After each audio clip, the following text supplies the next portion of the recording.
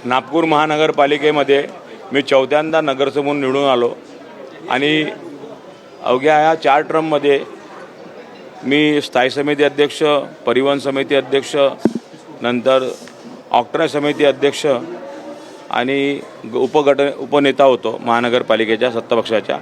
आणि आज माझ्यावर माननीय नितीनजी गडकरी, माननीय देवेंद्रजी फडणवीस, माननीय चंद्रशेखरजी बावनकुळे, माननीय दयाशंकरजी तिवारी, माननीय कृष्णाभाऊ, माननीय प्रवीणजी दटके, माननीय मोहनभाऊ मते यांनी आज माझ्यावर नागपूर महानगरपालिकेच्या पक्षनेता म्हणून ही जबाबदारी दिली आहे। मी त्यांचे आभारी आहे। मी सगळ्या नगरसेवकाला आमचे 103 नगरसेवक युतीचे मिळून आहे।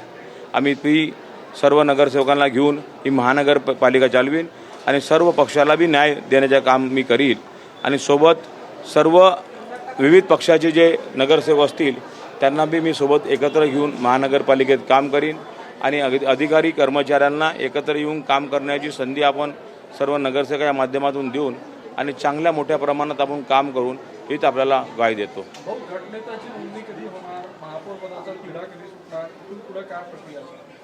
गटनेता ह्या 2 तारखेला आम्ही करणार आहोत आणि पूर्ण जे 102 आणि 101 आणि 101 शिवसेना असे आम्ही 103 लोकांचे गटनेत्याची 2 तारखेला आम्ही सकाळी 11 वाजता विभागीय आयुक्त कार्यालयात नोंदणी करणार आहोत आणि 6 तारखेला महापौर, उपमहापौर आणि स्थायी समिती या तिन्ही निवडणुका आम्ही 6 तारखेला होणार आहे महानगरपालिकेच्या हाऊसमध्ये।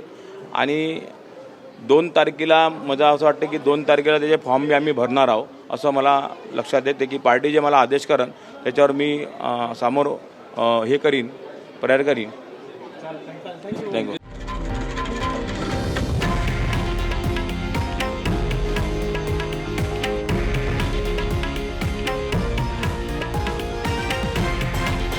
हे आहे देशातील नंबर 1 न्यूज नेटवर्क आणि आपण पाहत आहात TV9 मराठी, एकमेव।